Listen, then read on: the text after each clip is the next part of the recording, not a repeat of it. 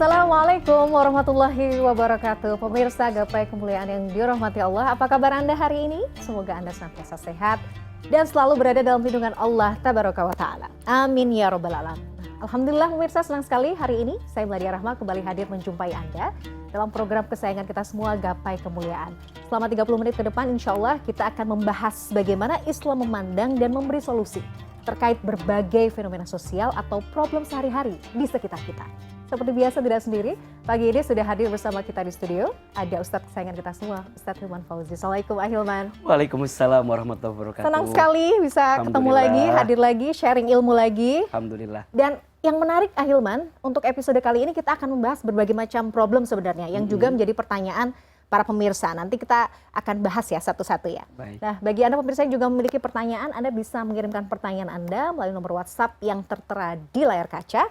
Anda juga berkesempatan untuk bertanya langsung kepada Ustadz Hilman melalui sambungan Zoom yang nanti akan ditentukan oleh tim Gapai Kemuliaan. Nah, bahasan di segmen pertama nih Hilman. Iya. Ini kayaknya mewakili para jomblo-jomblo sister dan jomblo-jomblo brother yang ada di luar sana. Soal jodoh yang tak kunjung datang. Biasanya kadang-kadang memenuhi ekspektasi sosial ini cukup sulit ya.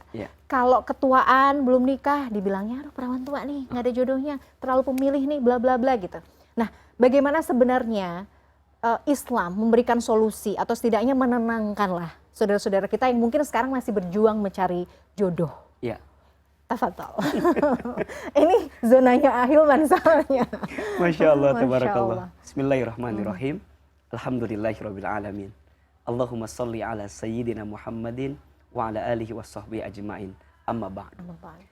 Bamila dan pemirsa CNN Indonesia yang dicintai Allah, mudah-mudahan kita semua dalam keadaan sehat walafiat, dan jika ada yang sedang sakit, semoga Allah berikan kesembuhan. Amin ya rabbal alamin. Bicara tentang jodoh. Jodoh itu di tangan Allah. Betul. Jodoh itu dalam genggaman dan ketentuan Allah. Maka saat kita ingin bertemu dengan jodoh terbaik dalam diri kita, dekati Allah. Dekati Allah. Libatkan Allah. Karena kalau tidak, kita akan dibuat lelah, dibuat kecewa dengan segala keadaan yang ada. Jodohmu nggak ditentukan seberapa setia dirimu dengan orang yang kamu kenal saat ini. Karena ada orang yang barangkali kenalnya lama, tapi nggak jadi jodoh. Jadi jagain jodoh orang lain. Istilah sekarang. Bukan juga karena nggak pernah ketemu, nggak jadi jodoh. Kata siapa? Ada orang yang baru kenalan, kemudian dia berjodoh. Maka jodoh dalam genggaman Allah. Jodoh ada dalam ketentuan Allah. Maka cara engkau menjemput jodoh, libatkan Allah. Nah, pertanyaannya bagaimana caranya? Caranya adalah dalam Islam ada istilah ta'aruf. Ta'aruf itu dua elemen yang saling. Ta'aruf dari arafa jadi ta'aruf, saling mengenal. Maka karena dalam jodoh ini ada dua pihak antara laki-laki dan perempuan, maka masing-masing ta'aruf. Laki-laki berta'aruf, perempuan berta'aruf, saling mengenal. Nah, dalam proses saling mengenal itu tentu kaidah-kaidahnya, rambu-rambunya, aturan-aturannya itu mengikuti aturannya Allah Subhanahu wa taala. Jadi nggak ada istilah pacaran ya? Iya, nggak ada. Nggak ada ya. Ada. Betul. Walaupun apakah pacaran boleh dibilang ta'aruf atau tidak, lihat dulu konteksnya. Karena dalam istilah ta'aruf itu ya tentu menghindarkan dari hal-hal yang mendekatkan dengan zina. Itu dijauhi. Ya, ta'aruf dalam rangka saling mengenal, saling mencoba cari tahu siapa di antara calon pasangan kita, bagaimana karakternya, apa kekurangannya, apa maunya, seperti apa harapannya, gimana latar belakangnya, itu dicari gitu. Nah, tapi ingat, banyak orang yang sibuk mencari tapi lupa menjadi. Nah, betul. Banyak orang yang sibuk mencari tapi lupa menjadi. Jadi nggak bawa kaca untuk ngelihat diri gitu lah kira-kira ya. Makanya dalam konteks laki-laki dan perempuan beda ta'arufnya. Oh gitu. Laki-laki mencari, perempuan memantaskan diri. Jadi pada prosesnya gitu. Maka ya laki-laki mencari gitu. Dengan pencarian terbaik sesuai aturan Allah. Perempuan memantaskan diri. Sampai kemudian nanti dia bertemu dengan jodoh terbaiknya. Kadang-kadang ini sepengalaman kita lah ya, Mbak Mila, di antara jamaah yang cerita. sebenarnya yang sering gak ketemu tuh karena kita tidak menurunkan level atau nggak menaikkan level gitu. Oke. Maksudnya begini, Gimana tuh? kadang kita punya standar, ya kita tuh ngotot pengen standarnya Iya. begini. Tapi boleh kan? Boleh, tapi kalau dengan waktu tertentu nggak dapat terus, Oh iya. berarti kan yang salah apakah kitanya ketinggian standarnya sehingga nggak sampai pada titik equilibriumnya, iya kan? Makanya belajar menurunkan sedikit standarnya agar kemudian kamu bisa ketemu dengan orang yang satu titik dengan diri kamu gitu. Yang sefrekuensi, sekufu kalau Makanya biasanya. ada bahasa, Kadang-kadang. ini bercandaan ya, aku tuh sering kali ketemu sama orang yang beda keyakinan. Maksudnya gimana? Iya, aku yakin mau, dia yakin gak mau katanya. Itu mah derita loh, kayak gitu ya. Jadi Kadang-kadang. kembali kepada tentang urusan jodoh. Oke. Jangan khawatir, jodoh itu dalam genggaman Allah, Baik. dalam ketentuan Allah. Tugasmu hanyalah mendekat taat kepada Allah. Nah, Biarkan kemudian nanti Allah dengan caranya menghadirkan jodoh terbaik untuk diri. Masya Allah. Tapi kadang-kadang Iya. yang sudah siap dua-duanya nih misalnya sama-sama mau. Nah, restu orang tua yang Aduh. menjadi penghalang. Harus bagaimana ahilman? Melawan restu. Melawan restu. Jawabnya nanti di segmen berikutnya. Pemirsa jangan kemana-mana. Gapai Kemuliaan akan kembali sesaat lagi.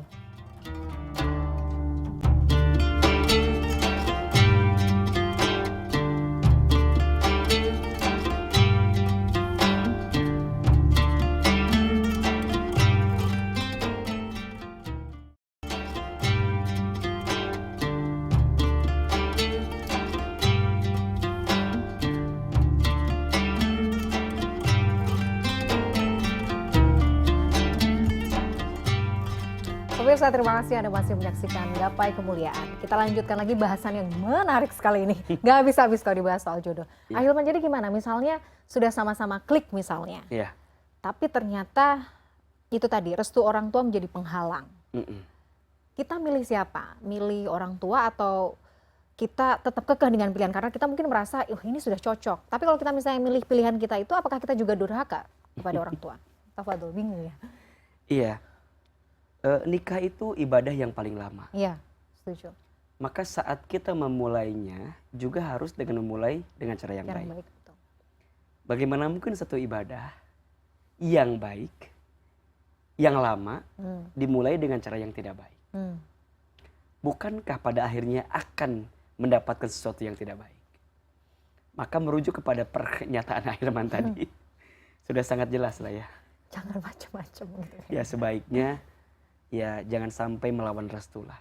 Jangan sampai kita menggadaikan rasa cinta kita kepada seseorang untuk kemudian mengabaikan ridhonya orang tua dalam hidup kita.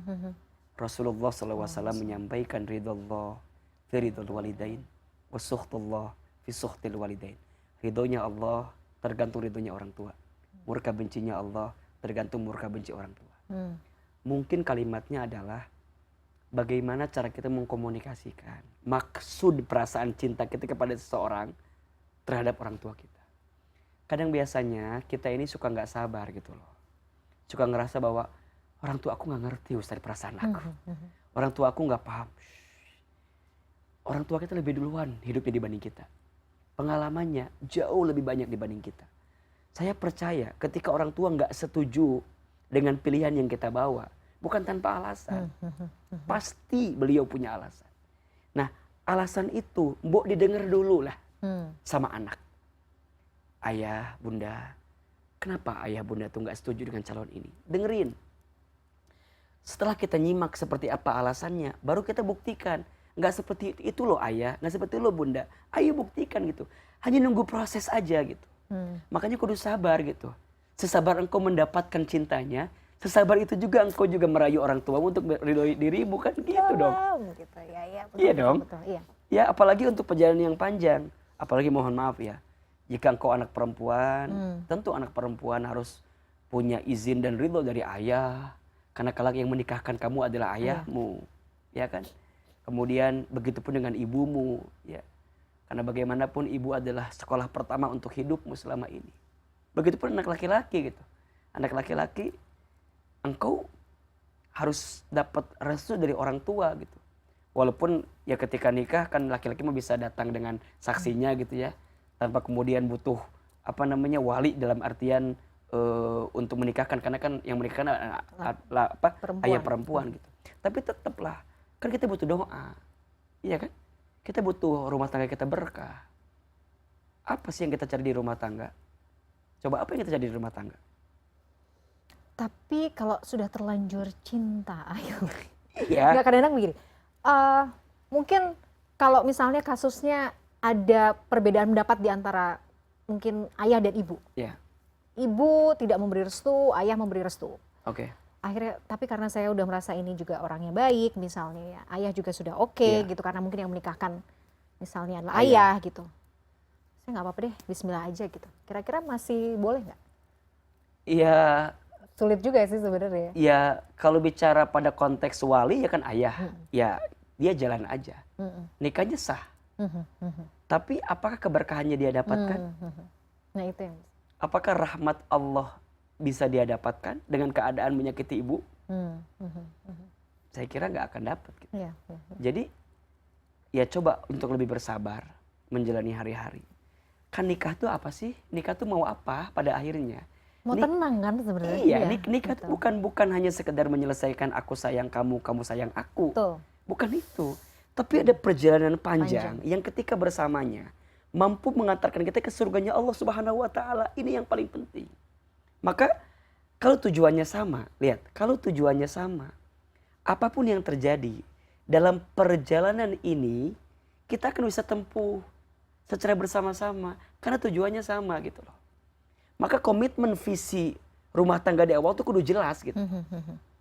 Nah sekarang kita melawan restu orang tua untuk menyempuh perjalanan yang panjang. Apakah mungkin bensin kita cukup gitu? Sedangkan tujuan kita adalah surga. Apakah iya surga akan kita dapat dengan menyakiti hati orang tua kita? Kembali lagi kepada poin itu. Menikah itu bukan untuk menyakiti. Menikah itu untuk bisa mendapatkan ketenangan dalam hati dari keridhoannya Allah. Dan ridhonya Allah dikabarkan kata Nabi tergantung ridhonya siapa? Orang tua. Orang tua. Insya Allah. Ini juga yang paling penting. Memilih pasangan itu juga luar biasa. Itu yang menentukan nasib kita ke depan kan? Iya. Betul. Caranya milih. Yang seperti apa? Kualifikasi. Kualifikasi. Kaya, ganteng. Kalau bicara kualifikasi kan Nabi menjelaskan dalam hadisnya. Iya. Nikahilah seseorang itu karena 4 hal.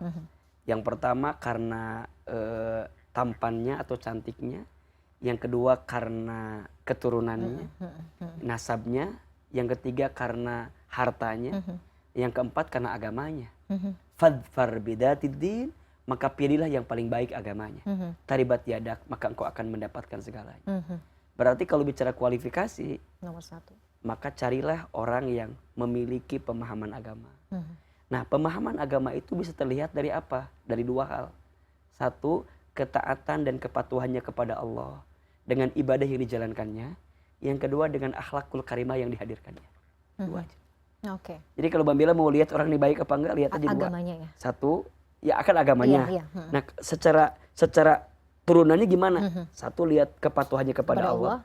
Bagaimana cara dia komit dengan menjalankan perintah Allah, meninggalkan larangan Allah. Yang kedua bagaimana akhlakul karimah yang dihadirkan dalam hidupnya. Nah itu udah, saya rasa sepakat sih 2 poin itu. Itu akan mempengaruhi bagaimana perjalanan kita dalam rumah tangga. Makanya ini kata guru saya,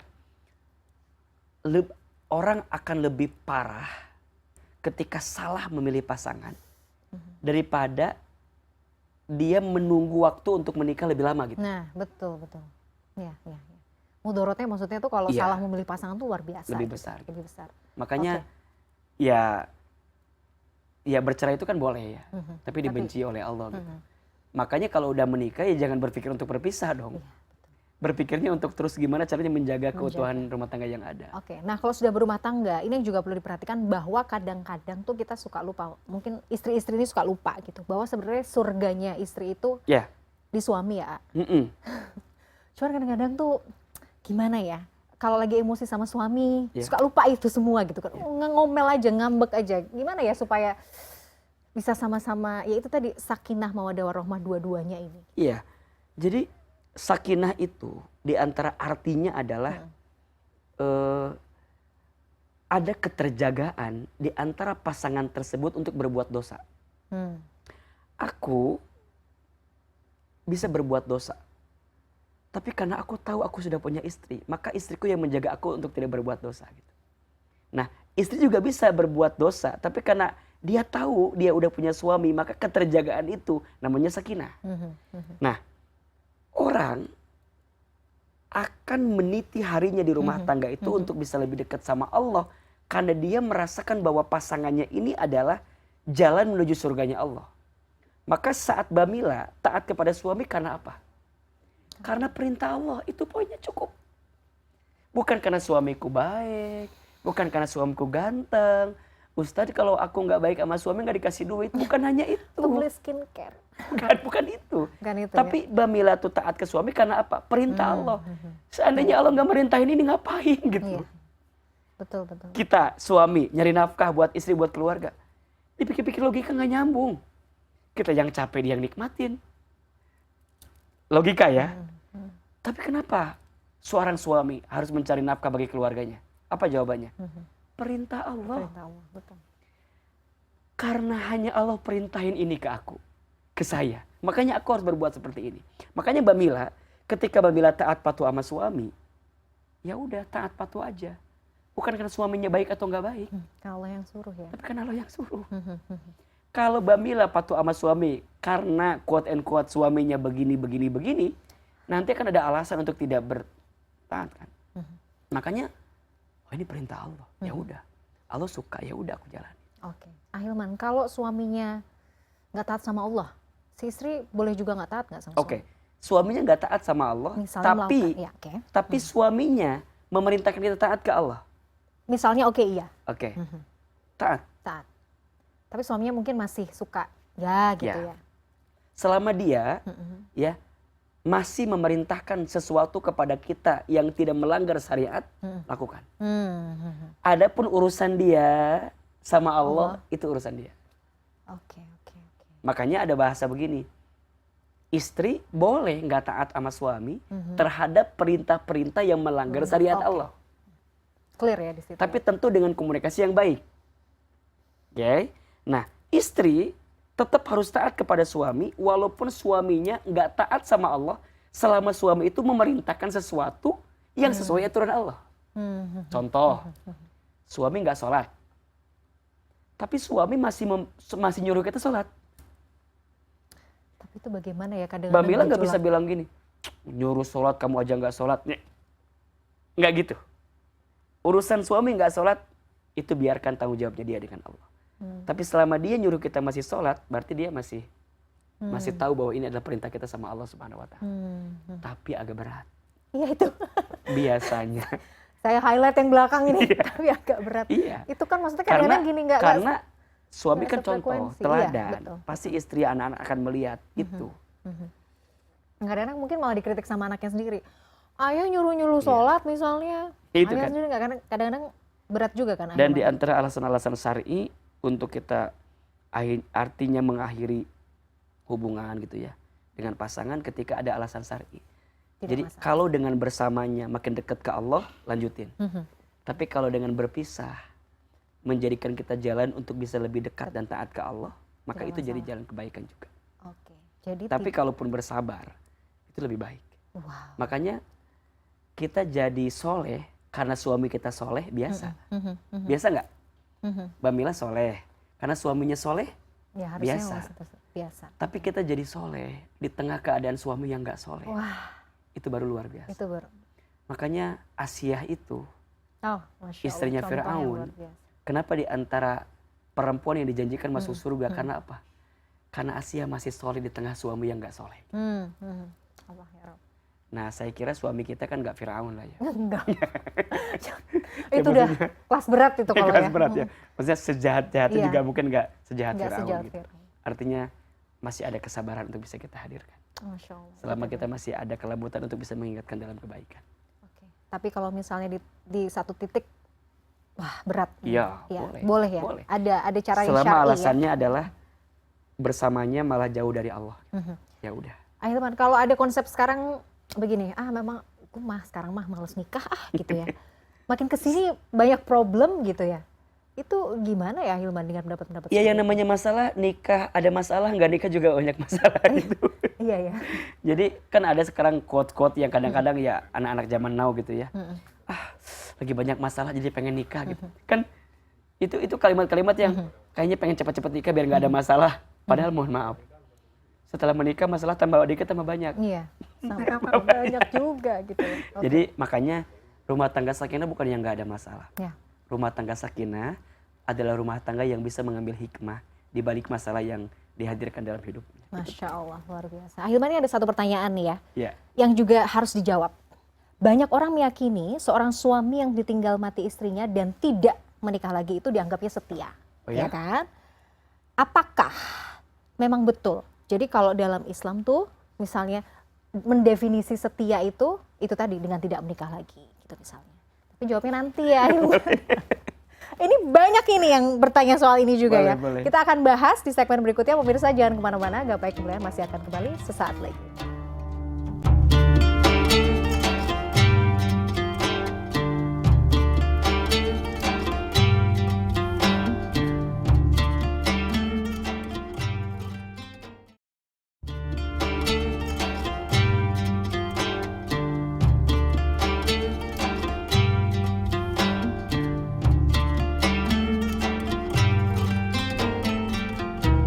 Pemirsa, terima kasih Anda masih menyaksikan Gapai Kemuliaan. Kita lanjut, Ailman. ya. Mendefinisi setia sesuai dengan tuntunan agama itu seperti apa? Karena gini kadang-kadang ya, misalnya pernikahan terus bukan berakhir. Misalnya suami ditinggal mati istrinya, terus kemudian nggak nikah lagi sampai akhir hayat. Oh ini nih lelaki luar biasa setia. Kalau nikah lagi udah nggak setia nih. Jadi gampang sekali kemudian mendefinisikan setia itu dengan hanya seperti itu. Iya. Bagaimana kacamata Islam memandang hal ini? Iya, mungkin ini pasti punya kacamata yang berbeda. Iya. Kalau saya memahami setia itu bukan berarti kita komit terhadap satu pilihan atau satu pasangan.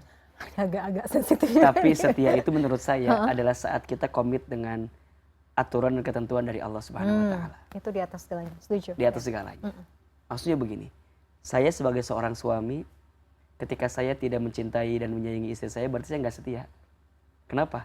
Karena Allah yang merintahin saya buat sayang dan cinta sama istri saya gitu. Ya. Karena kalau setia hanya dipahami dengan satu, ya tentu kan kita juga tahu bahwa dalam Islam diperbolehkan. Ya untuk memiliki istri lebih daripada 1 sampai 4 tentunya.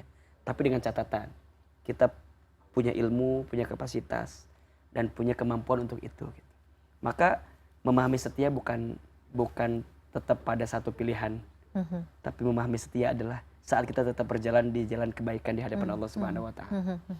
Nah, itu yang paling penting. adapun ketika misalnya pasangan kita telah kembali kepada Allah, apakah kita harus terdiam dalam kesendirian atau ada pilihan untuk kemudian membuka hati dan berumah tangga kembali?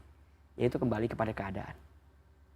Ya, jika dirasa sendiri ini membawa madharat, maka temukan pasangan yang ketika menemukan pasangan itu pun menjadikanmu lebih dekat sama Allah. Itu aja sebenarnya poinnya Itu ya. aja. Makanya kalau tujuannya sama ya, dan kita paham bahwa tujuan pernikahan itu adalah ingin dapat surganya Allah, ingin dapat ridhonya Allah, maka apapun nanti yang terjadi pada diri kita dan pasangan kita akan kembalikan kepada tujuan kita. Contoh, Mbak Mila, Ahilman misalnya diizinkan oleh Allah untuk punya pasangan yang memiliki kelebihan. Maka pastikan kelebihan pasangan kita adalah jalan terbaik untuk kita mendapatkan surganya Allah. Dan kalaupun ada kekurangan pada pasangan kita, dan kita bersabar dengan kekurangan itu, mudah-mudahan kekurangan pasangan kita ini adalah cara Allah menghapuskan dosa-dosa kita dengan bersabar dengan kekurangan pasangan kita. Selama tujuannya adalah Allah, maka ya udah. Kalau ada di perjalanan ini ya gesekan, debat, beda pendapat, beda ini, kan tujuannya sama. Kan wajar ya, Mbak Mila misalnya punya tujuan ingin ke Bekasi gitu ya. Suami juga ingin tujuan ke Bekasi. Ya walaupun masing-masing dari Bogor, satu dari Banten, kan kalau tujuannya sama naik angkot yang sama nih. Di angkot apakah nggak ada masalah? Belum tentu. Belum ada. Ya ban bitu gitu ya. Mungkin bannya kempes, bensinnya habis. lapar juga, pengen ke Mesti kamar dorong. mandi. Kan ini kira-kira gambaran. analoginya begitu. Jadi kalau di perjalanan itu ada keadaan-keadaan yang mungkin mengusik rumah tangga kita, ya kembali kepada poin yang tadi. So, setia itu bukan berarti kita nggak nikah-nikah lagi setelah ditinggal gitu. Dan itu diperbolehkan kok secara syar'i ya. Diperbolehkan. Ya tentu karena jika sudah ada anak-anak, ya komunikasi ke anak-anak. Iya. Apakah masih bisa nerima enggak? Karena biasanya mungkin kalau secara pasangannya sih fine-fine aja. Tapi anak-anak apakah bisa nerima atau tidak? Iya, Bukan itu izin benar. ya, tapi lebih komunikasi ya. Komunikasi. Diberitahu anak kita, dibuka obrolannya. Makanya kalau sekarang kita menemukan ada seseorang yang telah ditinggal oleh pasangan sebelumnya dan belum nikah lagi, biasanya yang paling berat bukan membuka hatinya, Iya. tapi membuka diri untuk kemudian bagaimana komunikasi dengan anak-anak, apalagi sudah Dengan punya keluarga ya. anak-anak. Betul, betul. Gitu. Kita sih bisa Setuju sih. nerima, tapi keluarga besar kita apakah Belum nerima tentu. atau tidak gitu. Nah itu mungkin ya pertimbangan besar Pertimbangan. ya, yang mungkin butuh waktu juga. Setuju sih Ahilman. Nah Ahilman, sekarang kita tuh dihadapkan pada contoh ya. Misalnya ada pernikahan yang harus berakhir, ya karena itu tadi ketidakcocokan lah Ya. antara pasangan suami dan istri. Tapi yang kemudian kita lihat contoh-contoh yang beredar di masyarakat adalah masing-masing pasangan ini kemudian membuka aib masing-masing. Ia sudah mau berpisah sih sebenarnya, tapi kemudian orang lain harus tahu. Nah sebenarnya bagaimana kita harus menyikapi hal ini ya? Jangan ikut-ikutan sih ya sebenarnya. Iya, jangan sampai kita tenggelam pada dosa selanjutnya karena kita tidak mampu menjaga lisan kita, tidak mampu menjaga diri kita untuk menghindari dari perbuatan buruk dalam keadaan yang orang lain dapatkan. Misal ada rumah tangga yang lagi dibuka aibnya karena pasangannya membuka aib. Nah kita ikut komen, Ya. kita ikut nyinyir, kita ikut julid dengan keadaan itu. Kenapa kita jadi yang dosa tuh? Padahal kan yang bikin salah orang, kita malah kecipratan dosa karena kita juga terlibat dalam urusan itu. Jadi gimana? Doain sebanyak-banyaknya, Baik. sebaik-baiknya. 2, jadi pelajaran. Sebegitunya ya, jika keadaan kita tidak mampu menata hati dan diri kita, pada akhirnya kita terjelembab pada kesalahan itu. Gitu. Jadi 1, doakan, 2, ambil pelajarannya, dan yang ketiga, ya jadikan cerminan bahwa keadaan kita harus benar-benar terjaga. Ya. Dan ini penting ya, segimanapun aib kita punya pasangan, jangan membukanya. Karena pasanganmu adalah pakaianmu. Ya. Setuju. Sehingga apa yang ada di dalam diri pasanganmu itu adalah dirimu. Setuju. Nah sekarang apa yang kamu dapatkan setelah semua terbongkar aibnya? Puas, senang. Dan itu khawatir karena jejak digital akan terus ada. Ya, betul. Dan bagaimana dengan anak-anak kita ke depan, keluarga besar kita ke depan. Maka jangan ego. Baik. Justru makin Allah tunjukkan sesuatu pada kita, harusnya makin kita mampu menata hati dan tidak melakukan sesuatu yang malah mengundang bencinya Allah Subhanahu wa taala. Tahan diri ya. Tahan diri. Dan Allah nggak suka sama orang yang membuka aib dirinya sendiri, apalagi aib orang lain. Masya Allah, baik. Ini menarik sekali nih. Perbincangan yang isinya ilmu semua, Masya daging Allah. semua, mudah-mudahan saya pribadi dan juga pemirsa Gapai Kemuliaan bisa mengambil ibrohnya ya, manfaatnya. Terima kasih Ahilman. Sama-sama. Sudah sharing ilmu hari ini. Sehat terus supaya Amin. tetap bisa berbagi ilmu. Amin ya rabbal alamin. Pemirsa, tidak terasa kita sudah sampai di penghujung program Gapai Kemuliaan. Semoga apa yang kita bahas hari ini bisa menambah keimanan kita kepada Allah Azza wa Jalla. Saya Nadia Rahma dan juga Ustadz Hilman Fauzi undur diri. Insya Allah kita akan jumpa kembali pada Gapai Kemuliaan berikutnya. Wabillahi taufiq wal hidayah. Wassalamualaikum warahmatullahi wabarakatuh. Waalaikumsalam. Jazakallahu khairan. Sama.